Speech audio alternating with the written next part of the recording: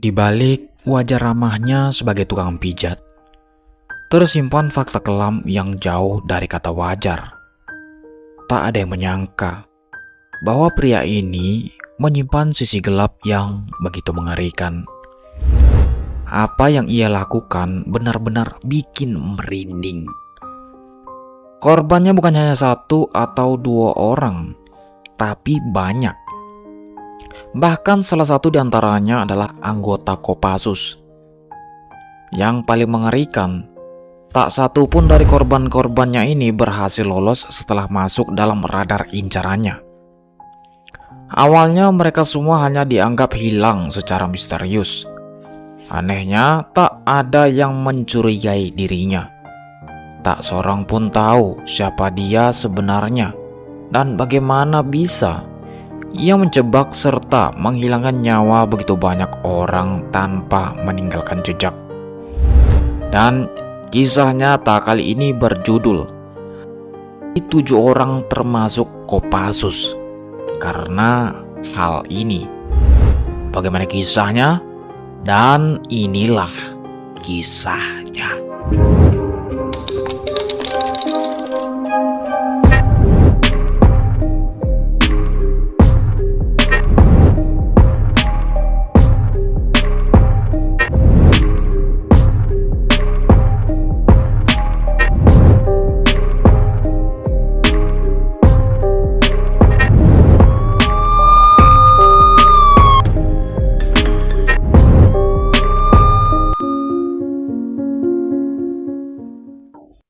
Kisah nyata kali ini terjadi di Sukoharjo, Jawa Tengah, dan mencuat di berita tahun 2010.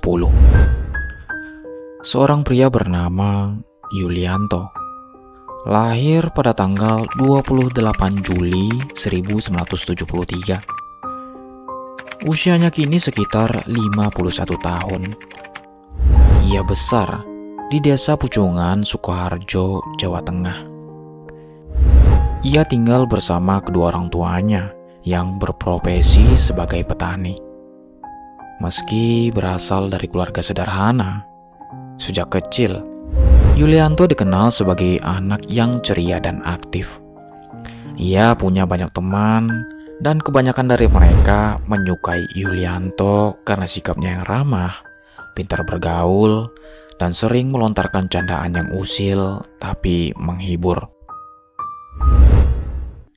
Di balik sifat cerianya itu, ada sisi lain dari Yulianto yang jarang diketahui orang. Teman-temannya tak ada yang berani mengusilnya balik. Biarpun dia suka bercanda, Yulianto ternyata mudah marah dan cepat tersinggung jika menjadi bahan candaan. Ia dikenal baperan, dan yang lebih menyeramkan, ia menyimpan dendam atas hal-hal kecil sekalipun. Nah, jika sudah gelap mata atau jika sudah merasa disakiti, dia tak segan melakukan apapun demi melampiaskan amarah dan balas dendamnya.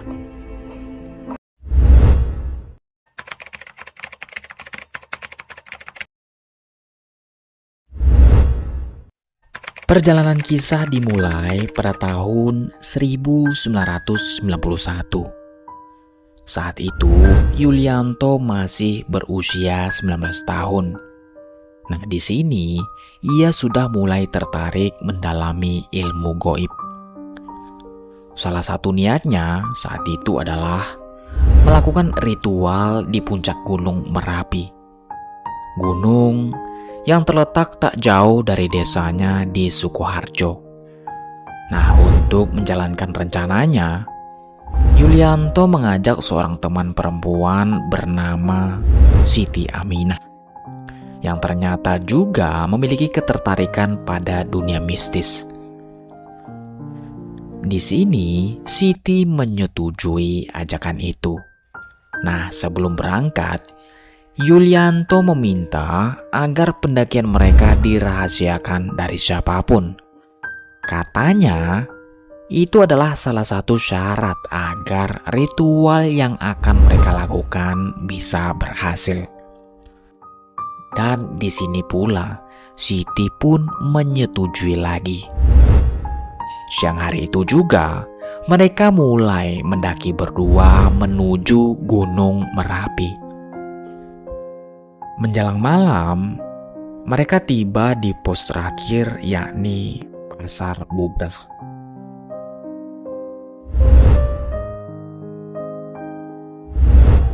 Suasana sunyi, dingin, dan perlahan gelap menyelimuti kawasan itu.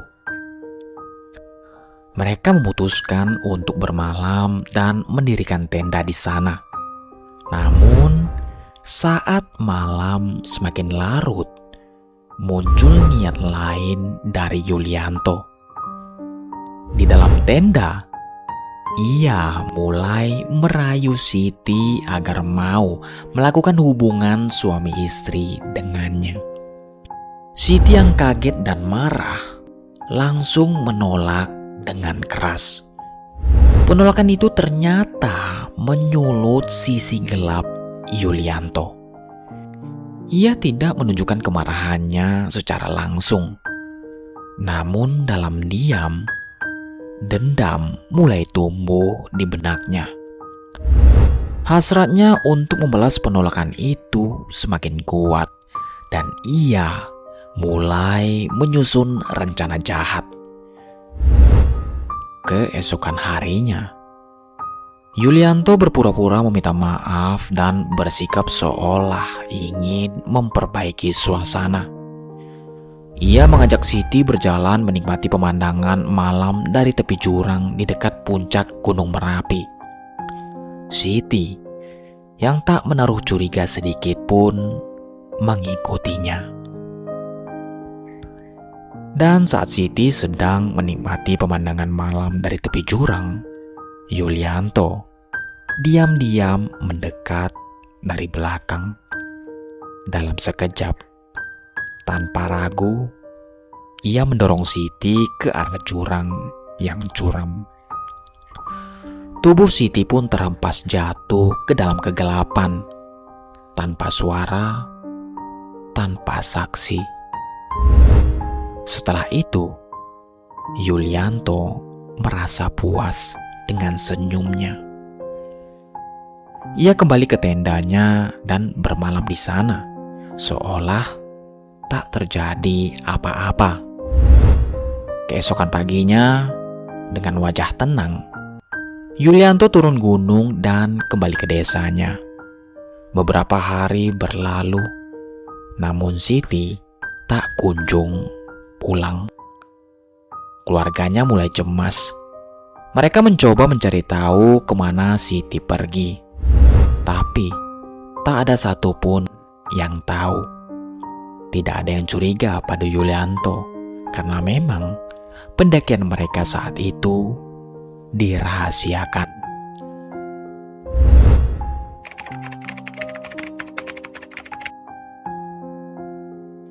Hari demi hari berlalu. Seminggu kemudian, Siti masih belum ditemukan. Akhirnya keluarganya melapor ke polisi dan upaya pencarian pun dilakukan. Namun hasilnya nihil. Tak ada jejak, tak ada petunjuk. Waktu terus berjalan. Bulan demi bulan, bahkan bertahun-tahun berlalu. Siti tetap menghilang tanpa kabar. Keluarganya pun mulai pasrah, dan rasa kehilangan itu berubah menjadi misteri yang menggantung di desa mereka. Desas-desus pun mulai beredar. Beberapa warga menduga Siti mungkin saja kawin lari. Maklum, Siti dikenal sebagai gadis cantik di kampungnya. Banyak lelaki yang menaruh hati padanya. Dugaan itu perlahan jadi cerita yang dipercaya warga. Dan yang paling mengerikan, kabar itu justru membuat Yulianto merasa puas dan aman.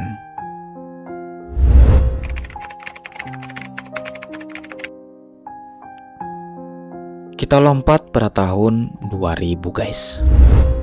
Setelah menginjak usia dewasa, Yulianto akhirnya menikah dengan seorang wanita bernama Mulani yang berprofesi sebagai guru dan merupakan PNS. Setelah menikah, pasangan ini menetap di kampung Granggilan yang masih berada di wilayah Sukoharjo. Di mata tetangga, Yulianto dikenal sebagai sosok yang rajin dan pekerja keras. Ia menjalani berbagai macam pekerjaan demi mencukupi kebutuhan hidup.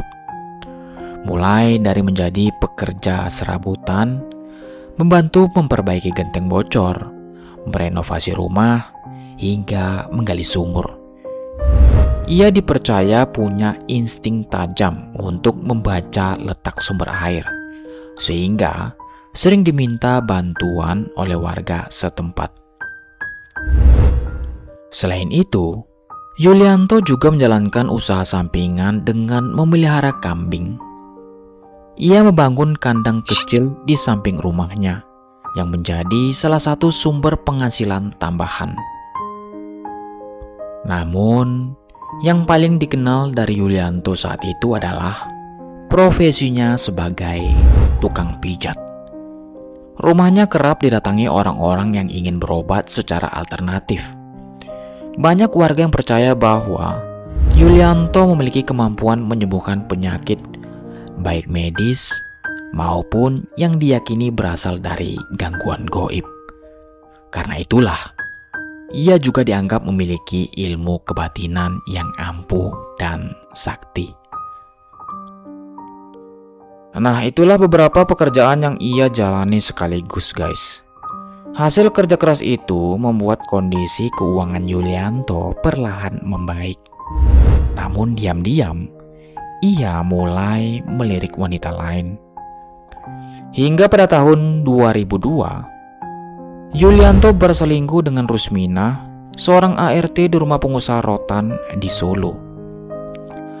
Setelah beberapa bulan menjalani hubungan gelap, Rusmina pun hamil. Ia mulai mendesak Yulianto untuk bertanggung jawab dan menikahinya. Tapi karena Yulianto sudah punya istri dan 2 anak, ia selalu menolak dan menghindar.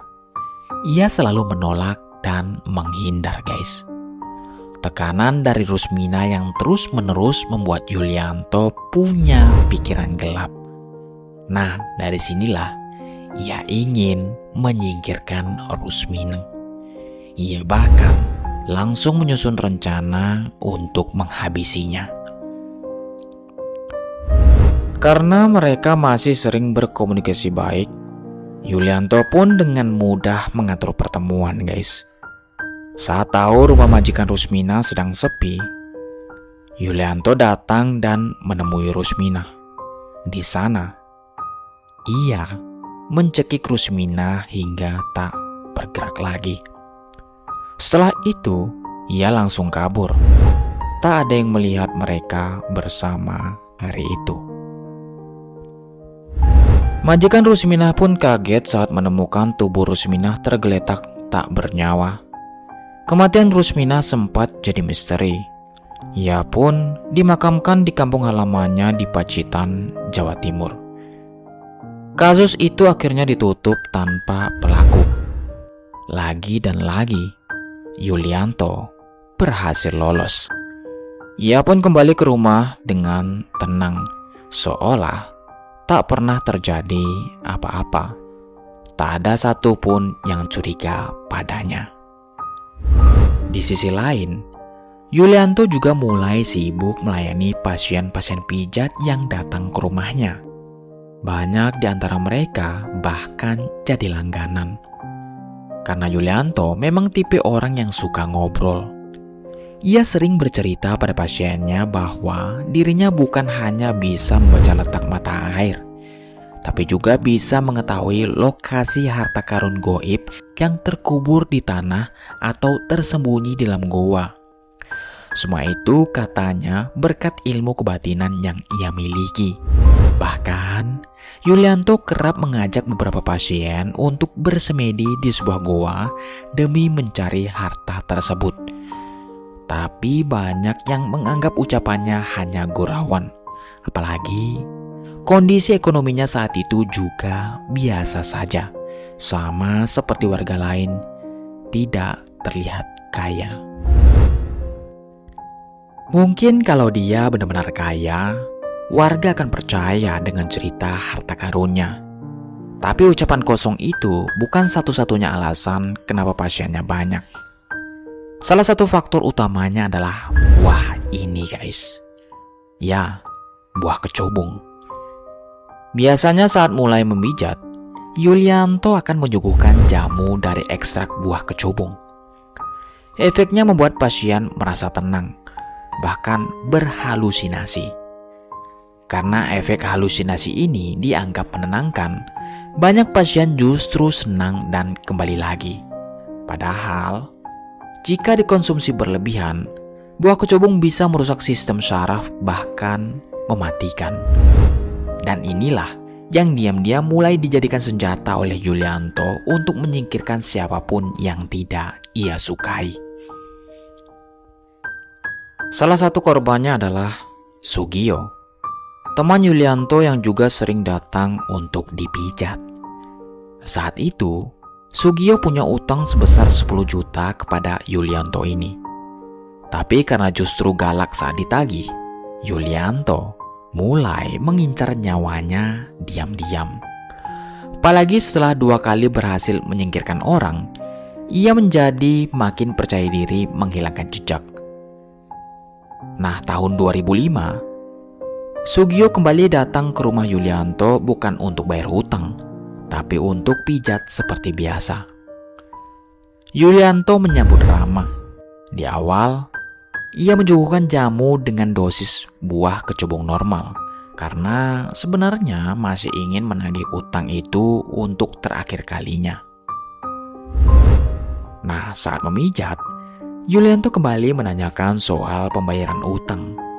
Tapi Sugio hanya memberi janji kosong seperti sebelumnya.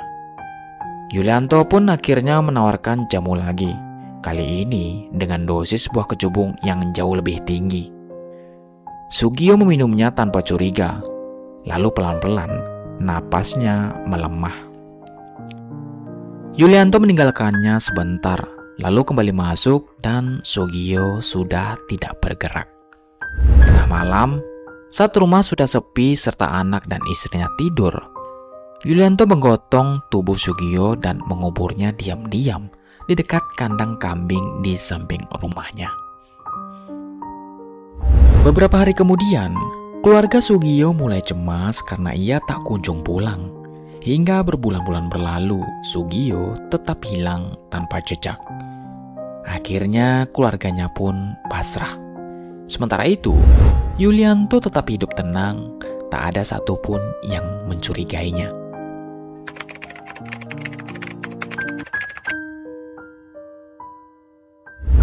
Tahun 2007, dia bertemu dengan Suhardi, seorang pengrajin rotan asal kampung Topesan yang bangkrut. Karena pernah dengar kabar soal kemampuan Yulianto membaca lokasi harta karun, Suhardi pun datang ke rumahnya dengan harapan bisa jadi kaya lagi. Yulianto menyambutnya dan mengatakan bahwa dia memang bisa membaca keberadaan harta karun goib, tapi dengan syarat melakukan ritual khusus di Gua Cermo yang terletak di Serunggu, Bantul. Lokasinya sekitar 2 jam perjalanan dari rumah mereka. Suhardi setuju. Dan karena tidak punya ongkos, ia meminta bantuan biaya ke Yulianto. Tanpa ragu, Yulianto pun mengiyakan. Setelah sampai di Gua Cermo, mereka melakukan ritual pertama karena katanya harus dilakukan beberapa kali. Akhirnya mereka pun pulang dan bersiap untuk ritual selanjutnya. Setelah 2 kali melakukan ritual dan ongkosnya tetap ditanggung Yulianto, Suhardi tidak juga menunjukkan itikat baik. Di sini, Yulianto mulai kesal. Ia pun merencanakan kejahatannya. Suhardi pun bernasib sama, dicekik dan dikubur diam-diam, lalu dianggap hilang secara misterius. Di tahun yang sama, Yulianto bertemu pasien lain bernama Studio, warga Jombor, Bendosari. Studio juga tertarik dengan cerita harta karun yang sering Yulianto lontarkan.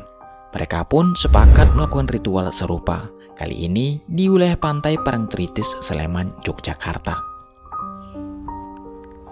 Karena Studio juga tidak punya ongkos, Yulianto kembali menanggung semua biaya. Di lokasi ritual yang sepi, Yulianto langsung melancarkan aksinya. Studio dicekik dan dikubur di area kebun yang tak jauh dari sana. Setelah itu, sama seperti korban sebelumnya, Studio dianggap hilang tanpa jejak. Sementara itu, Yulianto masih tak tersentuh kecurigaan. Ia pun semakin merasa tak terkalahkan dan semakin ketagihan membunuh. Setahun kemudian, di tahun 2008, Yulianto kedatangan pasien bernama Prawoto asal Boyolali, Jawa Tengah.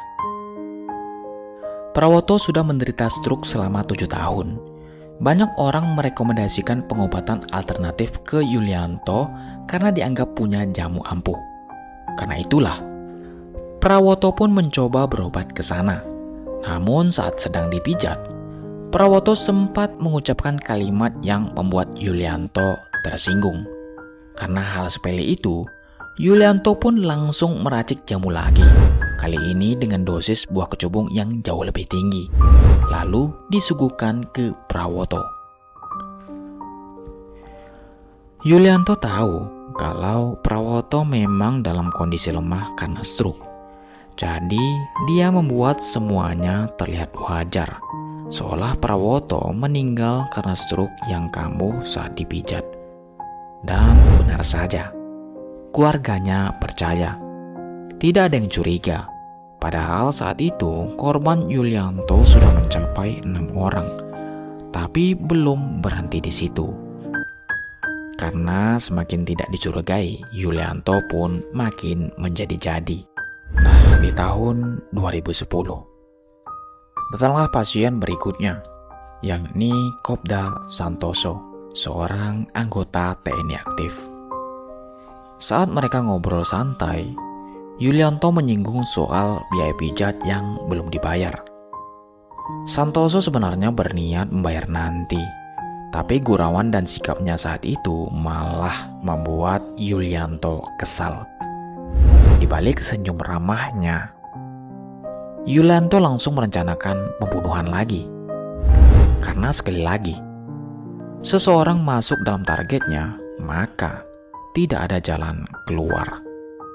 Tak ada satupun yang tahu apa yang sebenarnya ada di isi pikirannya, termasuk Kopda Santoso yang akhirnya juga tak pernah pulang lagi. Sore itu, setelah ngobrol, mereka pun masuk ke kamar pijat.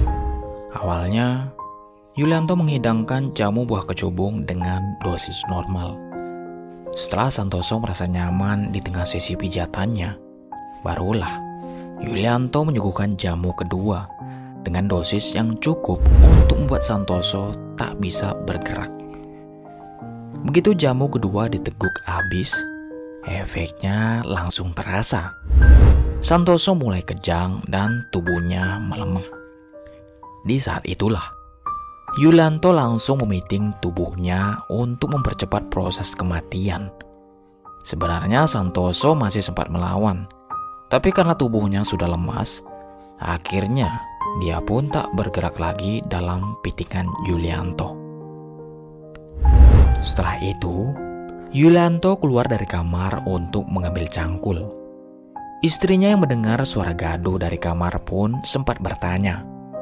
Yulianto hanya bilang kalau tadi Santoso sempat kesurupan. Istrinya pun percaya saja, guys. Entah bagaimana cara Yulianto, ia berhasil mengubur tubuh Santoso di belakang dapur rumah tanpa diketahui siapapun. Tapi keesokan harinya, istrinya mulai merasa aneh karena tanah di belakang dapur terlihat seperti baru saja digali.